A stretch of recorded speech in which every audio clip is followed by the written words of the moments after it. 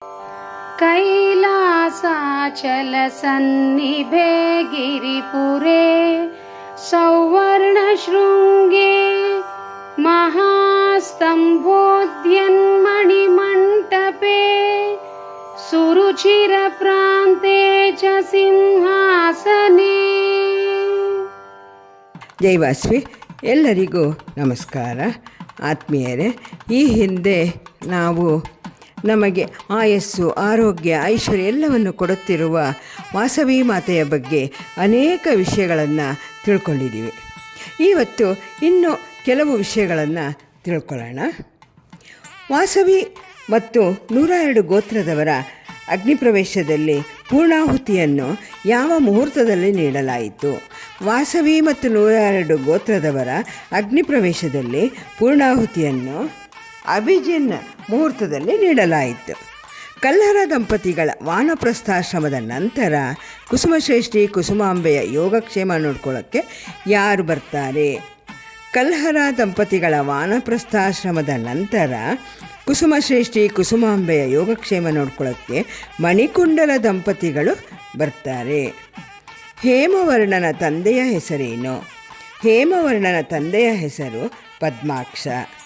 ಕುಸುಮಶ್ರೇಷ್ಠಿಯ ಆಡಳಿತದಲ್ಲಿದ್ದ ಸಮಿತಿಗಳು ಯಾವುವು? ಕುಸುಮಶ್ರೇಷ್ಠಿಯ ಆಡಳಿತದಲ್ಲಿದ್ದ ಸಮಿತಿಗಳು ಧರ್ಮಾರ್ಯ, ರಾಜಾರ್ಯ, ಪ್ರಜಾರ್ಯ. ಅಕ್ಷರಾಭ್ಯಾಸದ ಸಮಯದಲ್ಲಿ ವಾಸವಿ ವಿರೂಪಾಕ್ಷರಿಗೆ ಸರಸ್ವತಿಯು ಪ್ರಕಟಗೊಳ್ಳುವ ಹಂತಗಳು ಯಾವುವು? ಪರ, ಪಶ್ಯಂತಿ, ಮಧ್ಯಮ, ವೈಖರಿ. ಪೆನುಗೊಂಡೆಗಿರುವ ಇತರೆ ಹೆಸರುಗಳು ಯಾವುವು? ಮಹಾಶೈಲ, ಜ್ಯೇಷ್ಠಶೈಲ, ಘನಶೈಲಪುರ. ಇವು ಪೆನುಗೊಂಡೆಗೆ ಇರುವ ವಿವಿಧ ಹೆಸರುಗಳು. ಉದ್ವಾಹುವಿನ ಯಾವ ಮೊಮ್ಮಗನಿಗೆ ನಾರಾಯಣನು ಪುಷ್ಪಕ ವಿಮಾನ ಅನುಗ್ರಹಿಸ್ತಾನೆ? ನಾರಾಯಣನು ಉದ್ವಾಹುವಿನ ಮೊಮ್ಮಗ ಮಧುವಂತನಿಗೆ ಪುಷ್ಪಕ ವಿಮಾನವನ್ನು ಅನುಗ್ರಹಿಸುತ್ತಾನೆ. ಯುಗಗಳನ್ನು ಆರೋಹಣ ಕ್ರಮದಲ್ಲಿ ತಿಳಿಸಿ. ಮಹಾಯುಗ, ಮನ್ವಂತರ, ಬ್ರಹ್ಮದಿನ, ಬ್ರಹ್ಮವರ್ಷ.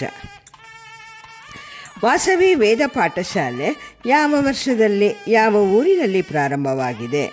ವಾಸವಿ ವೇದ ಪಾಠಶಾಲೆ 1979ರಲ್ಲಿ ಬೆಂಗಳೂರಿನಲ್ಲಿ ಪ್ರಾರಂಭವಾಯಿತು. ಯಾವ ಮನ್ವಂತರದಲ್ಲಿ ಸಮಾಧಿಯ ವೃತ್ತಾಂತ ತಿಳಿದು ಬಂದಿದೆ? ಸ್ವಾರೋಚಿತ ಮನ್ವಂತರದಲ್ಲಿ ಸಮಾಧಿಯ ವೃತ್ತಾಂತ ತಿಳಿದು ಬರುತ್ತದೆ. ಮಣಿಗುಪ್ತರಿಗೆ ಭಗವಂತನ 4 ಅವತಾರಗಳನ್ನು ಯಾರು ತಿಳಿಸಿದರು? ಮಣಿಗುಪ್ತರಿಗೆ ಭಗವಂತನ 4 ಅವತಾರಗಳನ್ನು ಸಾಲಂಕಾಯನ ಮಹರ್ಷಿಗಳು ತಿಳಿಸ್ತಾರೆ. ಪರಾಶಕ್ತಿ ಮತ್ತು ಪರಬ್ರಹ್ಮನನ್ನು ಯಾವುದಕ್ಕೆ ಹೋಲಿಸಿದ್ದಾರೆ? ಪರಾಶಕ್ತಿಯನ್ನು ಪ್ರಕೃತಿಗೂ, ಪರಬ್ರಹ್ಮನನ್ನು ಪುರುಷನಿಗೂ ಹೋಲಿಸಿದ್ದಾರೆ. ಮಣಿಗುಪ್ತರಿಗೆ 18 ಪುರಾಣಗಳನ್ನು ಯಾರು ಬೋಧಿಸಿದರು? ಮಣಿಗುಪ್ತರಿಗೆ 18 ಪುರಾಣಗಳನ್ನು ಸಾಲಂಕಾಯನ ಮಹರ್ಷಿಗಳು ಬೋಧಿಸಿದರು. ಪರಾಶಕ್ತಿಯು ಇಂದ್ರನನ್ನು ಕುರಿತು ಹೇಳುತ್ತಿದ್ದ ಮಂತ್ರಗಳು ಯಾವುವು? ಪರಾಶಕ್ತಿಯು ಇಂದ್ರನನ್ನು ಕುರಿತು ಓಂ ಹೀಂ ಎಂದು ಪ್ರಾರ್ಥಿಸುತ್ತಿದ್ದಳು. ಆಕಾಶ, ಭೂಮಿ, ವಾಯು, ಅಗ್ನಿ, ಜಲ ಪಂಚಭೂತಗಳನ್ನು ಸೃಷ್ಟಿಸಿದವರು ಯಾರು? ಪರಾಶಕ್ತಿಯು ಆಕಾಶ, ಭೂಮಿ, ವಾಯು, ಅಗ್ನಿ, ಜಲ ಪಂಚಭೂತಗಳನ್ನು ಸೃಷ್ಟಿಸಿದ್ದಾಳೆ. ವೈಶ್ಯರು ಯಾವ ಭಂಗಿಯಲ್ಲಿ ಪಂಚಾಕ್ಷರಿ ಜಪಯೋಗ ತಪಸ್ಸನ್ನು ಆಚರಿಸಿದರು? ವೈಶ್ಯರು ಒಂಟಿ ಕಾಲಲ್ಲಿ ಕುಳಿತು ಪಂಚಾಕ್ಷರಿ ಜಪಯೋಗ ತತ್ಪರರಾಗಿ ತಪಸ್ಸನ್ನು ಆಚರಿಸಿದರು. ಜ್ಞಾನದ ರಚನೆ ಬಗ್ಗೆ ಯಾರು ಯಾರಿಗೆ ಹೇಳುತ್ತಾರೆ? ಜ್ಞಾನದ ರಚನೆಯಲ್ಲಿ ಎಷ್ಟು ಭಾಗಗಳಿವೆ? ಅವು ಯಾವುವು? ಜ್ಞಾನದ ರಚನೆ ಬಗ್ಗೆ ಕುಸುಮಶ್ರೇಷ್ಠಿಯು ಕುಸುಮಾಂಬೆಗೆ ಹೇಳುತ್ತಾನೆ. ಜ್ಞಾನದ 3 ಭಾಗಗಳೆಂದರೆ ನಾರಿಕೇಳ ಪಾಕ, ಕದಳಿ ಪಾಕ, ದ್ರಾಕ್ಷಾಪಾಕ. ಹಿಂದೆ ಕಂಬುಜ ಎಂದು ಹೆಸರಾಗಿ ಈಗ ಕಾಂಬೋಡಿ ಎಂದು ಹೆಸರಾಗಿರುವ ನಾಡನ್ನು ಆಳಿದವರು ಯಾರು? ಹಿಂದೆ ಕಂಬುಜ ಎಂದು ಹೆಸರಾಗಿ ಈಗ ಕಾಂಬೋಡಿ ಎಂದು ಹೆಸರಾಗಿರುವ ನಾಡನ್ನು ಆಳಿದವರು ಕಂಬುಜ ಶ್ರೇಷ್ಠಿ. ಧರ್ಮನಂದನನ ತಂದೆ ತಾಯಿಯ ಹೆಸರೇನು? ಧರ್ಮನಂದನನ ತಂದೆ ಧರ್ಮಗುಪ್ತ, ತಾಯಿಯ ಹೆಸರು ಆರ್ಯೆ. ಜಾಜಲಿಗೆ ಬ್ರಹ್ಮೋಪದೇಶ ಮಾಡಿದವರು ಯಾರು? ಜಾಜಲಿಗೆ ಬ್ರಹ್ಮೋಪದೇಶ ಮಾಡಿದವರು ತುಲಾಧಾರ. ಇವರು ಮಧುವಂತನ ಮೊಮ್ಮಗ, ವಿರೋಚನನ ಮಗ. ಕಾಶಿಯಲ್ಲಿ ನೆಲೆಸಿದ್ದ ಇವರು ನ್ಯಾಯದಿಂದ ವ್ಯಾಪಾರ ಮಾಡುತ್ತಿದ್ದರು. ಉಲ್ಲೇಖ ಮಹಾಭಾರತದ ಶಾಂತಿ ಪರ್ವತದಲ್ಲಿದೆ. ಸಮಾಧಿ ಮುನಿಗಳು ಎಷ್ಟು ವರ್ಷ ಕಠಿಣ ತಪಸ್ಸು ಮಾಡಿದರು? ಸಮಾಧಿ ಮುನಿಗಳು 3 ವರ್ಷ ಕಠಿಣ ತಪಸ್ಸು ಮಾಡಿದರು. ದೇವಯಜ್ಞ ಎಂದರೆ ಏನು? ದೇವಯಜ್ಞ ಎಂದರೆ ಬೆಳಗ್ಗೆ ಮತ್ತು ಸಾಯಂಕಾಲ ಅಗ್ನಿ ಕಾರ್ಯ ಮಾಡಿ ಇಂದ್ರಿಯಾದಿ ದೇವತೆಗಳಿಗೆ ನೀಡುವುದು. ಗುರು ಭಾಸ್ಕರಾಚಾರ್ಯರು ರಚಿಸಿರುವ ವಾಸವಿ ಪುರಾಣ ಯಾವ ಭಾಷೆಯಲ್ಲಿದೆ? ಗುರು ಭಾಸ್ಕರಾಚಾರ್ಯರು ರಚಿಸಿರುವ ವಾಸವಿ ಪುರಾಣ ಸಂಸ್ಕೃತ ಭಾಷೆಯಲ್ಲಿದೆ. ಬ್ರಿಟಿಷ್ ಸರ್ಕಾರದಲ್ಲಿ 1905 ರಂದು ಆರ್ಯವೈಶ್ಯ ಎಂಬ ಹೆಸರು ಬಂದಿದೆ. ಈ ಪದ ಮೊದಲು ಎಲ್ಲಿ ಚಾಲನೆಯಾಯಿತು? ಆರ್ಯವೈಶ್ಯ ಎಂಬ ಪದ ಮೊದಲು ಚಾಲನೆಯಾದದ್ದು ಮದ್ರಾಸ್ ಪ್ರಾಂತ್ಯದಲ್ಲಿ. ಕರ್ನಾಟಕ ಮಹಿಳಾ ಮಹಾಸಭೆಯ ಸ್ಥಾಪಕ ಅಧ್ಯಕ್ಷರು ಯಾರು?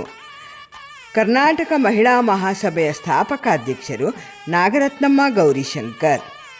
ವಾಸವಿ ಅಮ್ಮನವರ ಜೊತೆಯಲ್ಲಿ ಅಗ್ನಿಪ್ರವೇಶ ಮಾಡಿದ ರಾಜ್ಯಲಕ್ಷ್ಮಿ ಮತ್ತು ದ್ರವಿಣರಾಜರವರ ಗೋತ್ರ ಯಾವುದು?